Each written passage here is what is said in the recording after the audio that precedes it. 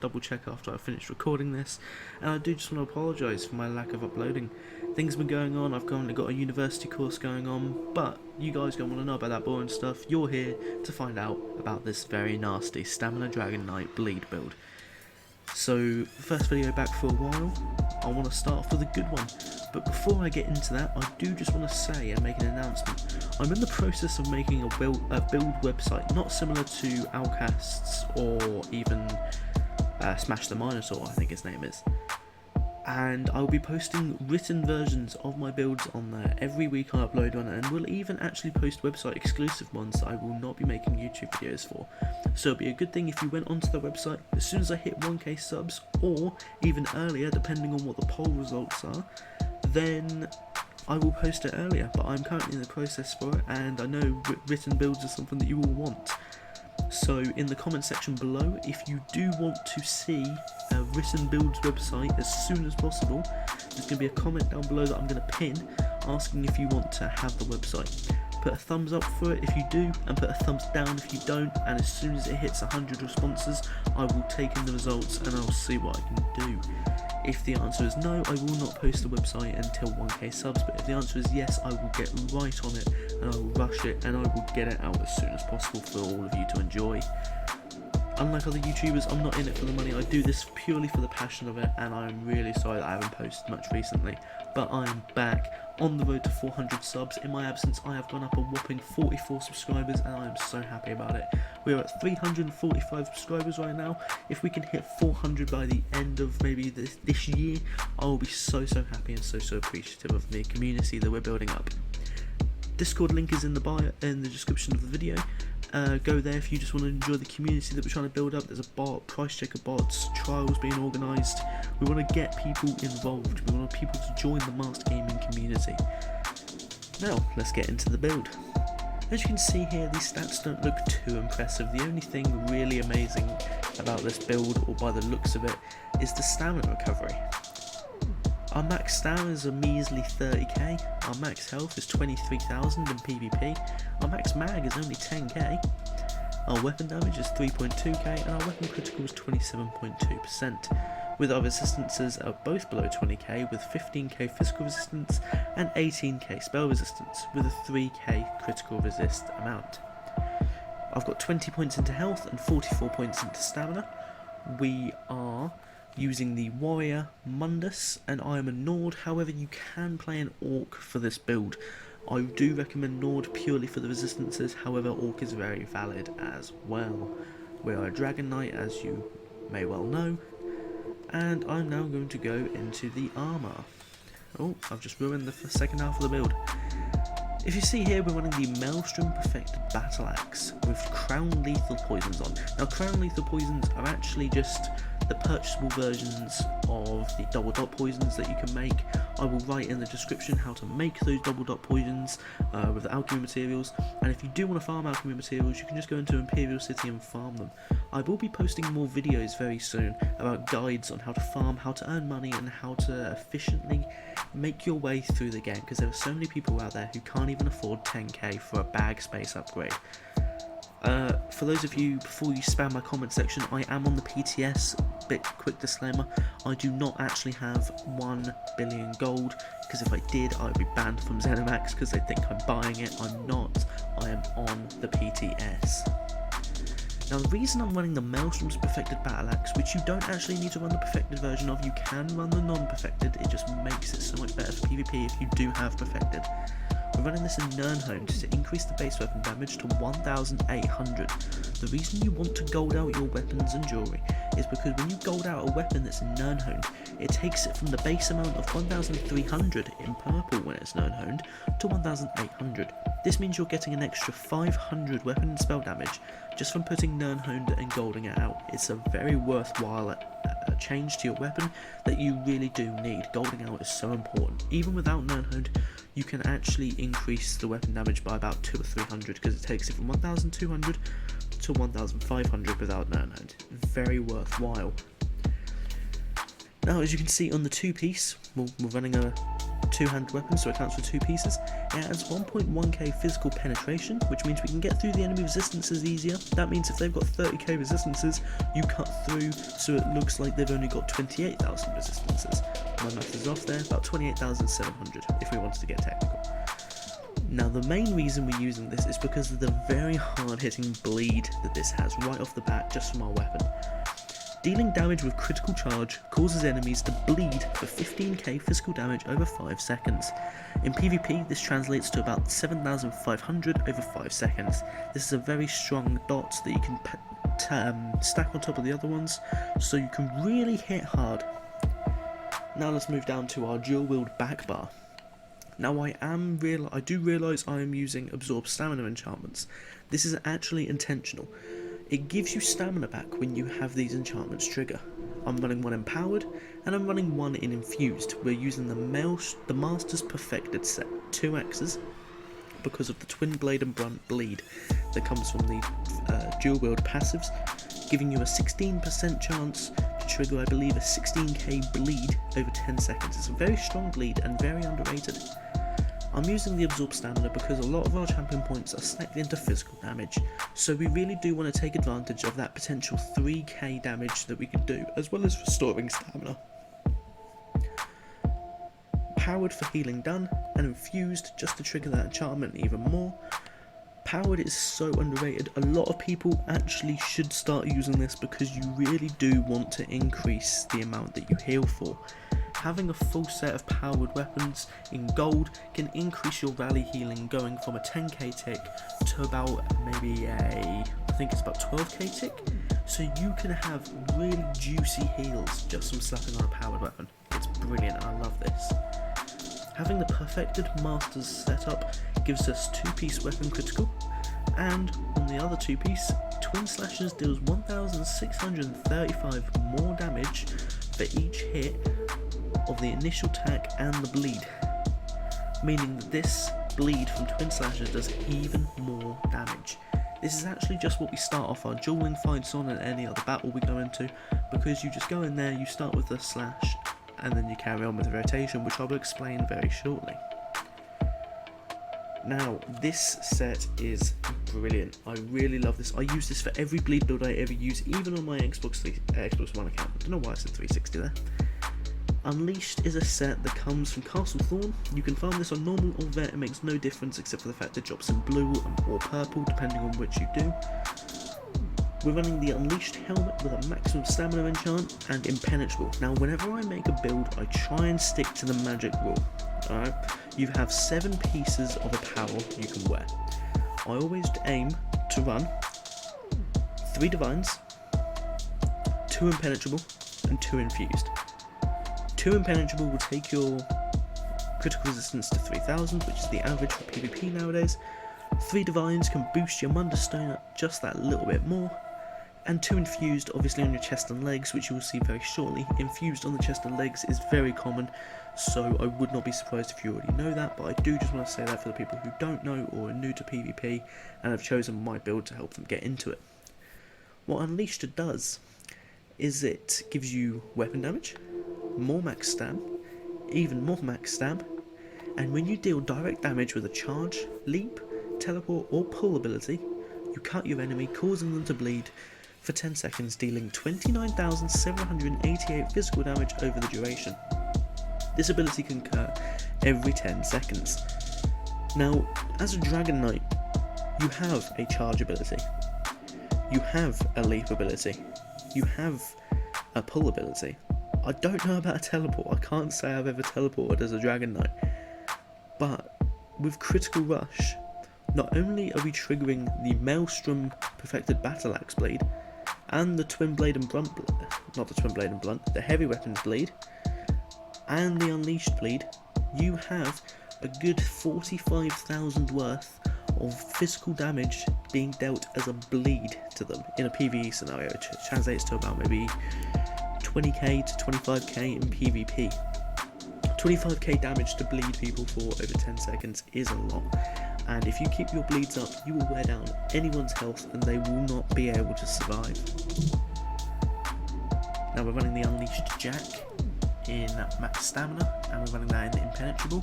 I know I said to run infused, but if you have just 2 infused pieces on anything else, because it's not heavy armor, we're not really making the most out of it. But this was just for efficiency when I threw this build together. Same as before, unleashed, max stamina. Running the shoulders and divines, max stamina. We're running deadly. Now deadly belt. We're running this in divines and max stamina. These are both medium armor sets, so you are going to be quite squishy. However, if you play the game right, you won't be squishy.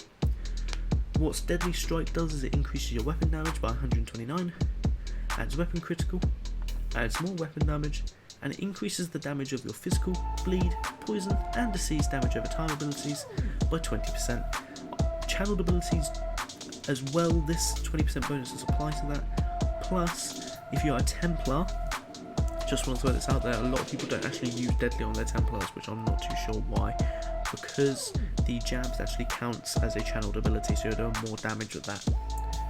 But this is very, very good. People use deadly on PvE as well. It's really good for PvP. It comes from cyrodiil. You get it from the, I believe, the Bruma merchants in Cyrodiil. It's the very top settlement, the top middle, usually owned by reds or blues. Yellows barely ever go up there unless they've dominated the map. So if you go there, you can buy a box for 12k, and you can have any. You have a chance to get any of the pieces of this. All you need is 5 pieces. We're running the gloves in well fitted and max stam. The guards in well fitted and max stam. And the boots in divines and max stam. Now the reason I haven't gone for 2 infused in this build, although that goes against the magic rule, is because you really do need to dodge around, because you're not as tanky as every other build in this game. So by dodging around, you're able to just retain stamina and get away from all their attacks, because dodging actually stops you from taking damage from any of their attacks except for damage over time abilities. So this is good against, say, snipe stackers or night blades, because they're very single target based, so you dodge around and they can't hit you. We're running the deadly boots in divines and max stam, and the deadly necklace in infused with stamina recovery, because we really do want to capitalise on our stamina recovery, because this build does drain your resources maintaining all the dots, so you really do want to get some stamina recovery. We're running a max stam with weapon damage enchant on the deadly ring, and we're running another max stam weapon damage deadly ring. You could go infused, however I like the extra stamina because I don't like being stuck down at 28,000 magicka stamina. Now, if we go to the skills, on our front bar, of course, we are running critical rush. This attack is actually always critical strike. That is why I am not running the Markarth Band of Brutality. Now for loads of bleed builds, the Markarth Band of Brutality is used. It's a must almost, especially for mag DKs and for usually most other bleed builds. However, I'm not running it this time because we are using an ability that is literally always a critical strike, which means it doesn't just do the 5k physical damage, it actually does up to 7k. That is almost as strong as a D-swing. Using critical rush as a spam rule is very valid. Some stam sorks use it, it's very valid. But this also triggers our bleed from our Maelstrom's Perfected Battle Axe, so we really do want to be using this. And it is a dash, so it triggers the Unleashed bleed as well. Just in casting one ability, you get all those bleeds. We're using D-swing as our main spammable because, let's just face it, D-swing is incredibly strong, and when it does crit it can hit up to 15 to 20k damage. That is something you don't want to be going up against, so why not join them? Running Executioner just to finish off our enemy because the bleeds are strong, but you want to end the fight as soon as possible, so you run Executioner to finish off the enemy. Rally to increase our weapon damage, as well as give us minor endurance, increasing our stam recovery by 20%. And the rally is a very nice burst heal, healing you for 3.7k when rally ends, and it's increased by 15% for every 1 second it's active, meaning when you recast it after 19 seconds, you can get up to a 30k burst heal in PvE. In PvP this translates to about 15k, so it's a very, very strong heal. You want to keep rally up 100% of the time. Volatile Armour is our main resistance booster, increasing our physical and spell resistance by 6,000. Plus, it deals a damage over time effect to enemies around you when they hit you, causing a magic damage bleed. However, this is not as strong as every other bleed, it's merely just to tickle them a little bit. And of course, surprise surprise, we'll be using Take Flight as our ultimate. Take Flight is the leap that everybody hates to see in PvP. It stuns you, deals a lot of damage, and you can't actually break free from the jumping stun. So people can just attack you and there's nothing you can do. This is a very broken ability. ZeniMax, please fix it, please, please, please. But it does do a lot of damage, so why not enjoy it while it's still broken as hell. Now on our back bar we're using the dual wield ultimate Rend. This is an insane ability. This is something that you want to use if you're going up against multiple enemies. While the Take Flight is very good, using Rend it costs more, so you're getting more resources back from your passive that gives you points of stamina, mag and health when you cast an ultimate. This deals a massive 54,000 physical damage over 16 seconds. And it heals you for half the damage done. This is done in a cone in front of you and it hits so hard. It is something you really do want, especially with the scaling of your bleed damage. It is insane. We're using Vigor because that is the main heal for every slam class. If you're not using Vigor, you are insane. Fragmented Shield to increase the healing of our Vigor, because not only does it give you a shield, but it also gives you Major Mending, increasing your healing down by 16% for 6 seconds. You cast this when you're about to recast Rally for your heal, or when you're using Vigor to increase it from 15,000 to about 18,000 tick. Now here come the bleeds.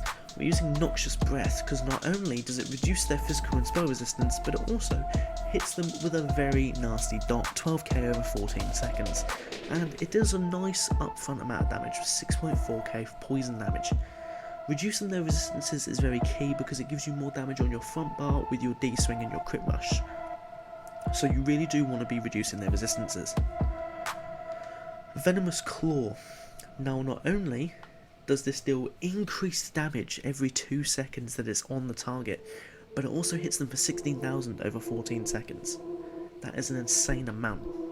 This is the stamina morph of Searing Strike, and unlike the magical version, it does not heal you, but it does hit very hard. I do apologise for hitting my mic with my hand gestures there. I know you can't see them, but I still do the hand gestures. It gives me a bit more punctuation to my speech. And finally, Rending Slashes. This is the reason we're using the Master's Dual Wield. 2.5k physical damage, and a 10k bleed over 10 seconds, and it reduces their movement speed by 30%. When you start off a duel, you want to be buffing up on your front bar with Rally and Volatile Armour. You want to be switching to your back bar. You want to pop Vigor as soon as the duel starts to give you a bit of burst healing while they try and do their burst on you. You want to hit them with the Noxious Breath to reduce their resistances. You want to hit them with the Venomous Claw so the dots on them. You want to hit them with the Rending Slashes to slow them down. Then you switch to your front bar. You hit them with a Critical Rush, you got all those bleeds on them. Then you hit them with a D-swing to keep on hitting them. You can even stun them as well so they can't do anything while those bleeds are just gnawing away at their health. And then you finish them off with an Executioner. And if that's not enough, either use a Take Flight or a Rend, because either way these two ultimates will finish off any target you have. Not only does Take Flight stun them, but it also hits so hard, and you already know how I feel about Rend. It is nasty, plus it's so satisfying to just cast your blades and they all bleed. It is such a satisfying build. I really do like using this build. I used it for a time on my build, on my Xbox, before I turned it into a Magica Dragonknight, because Magica Dragonknight are meta. But this build is a lot of fun, and I do recommend it for you guys. Now, for those of you who aren't Battleground players and would like to know the champion points, here you go. We're running 50 points into Warlord, 100 points into Mooncarth, and 70 into Tenacity, and 50 into Tumbling, because we are roll dodging a lot. Mixed with the Well Fitted, this means that our roll dodge has reduced the cost to about, I think it's 28%. We're using 30 points into Blessed because we want our Vigor to heal us even more, 45 into Master at Arms, 60 points into Thaumaturge because all of our abilities are damage over time effects except for the Crit Rush and the D-swing spam. We've got 45 into Precise Strikes because we still want crit healing and crit damage. We've got 40 points into Piercing and 50 into Mighty. We did have to sacrifice some points in order to get 45 into Master at Arms and Thaumaturge. However, this is a really good setup. You can cancel the 30 from Blessed, however I wouldn't recommend it. I'd recommend this setup here. We've got 60 points into Ironclad and 60 into Resistant, 50 into Thick Skinned, 50 into Elemental Defender, and 50 into Hardy. And surprise surprise, none into the Lord.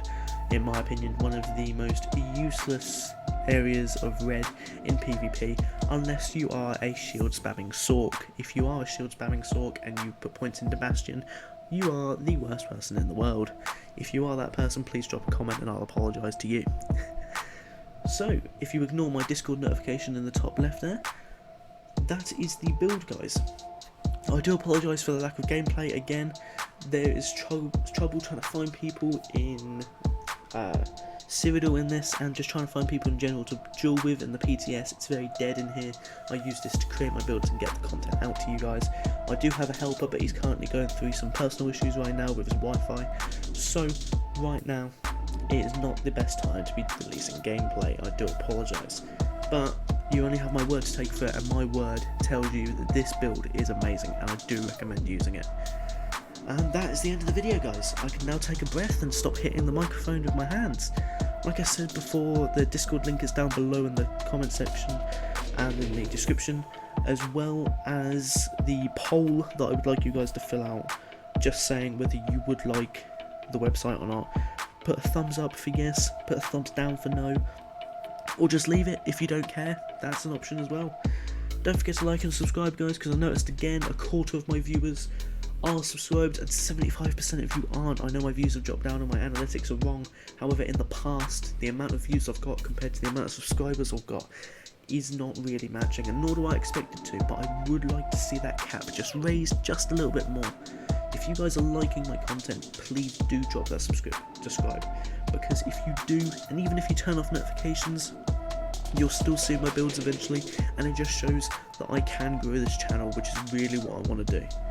So once again, guys, thank you for watching, and I will see you in the next one. See ya.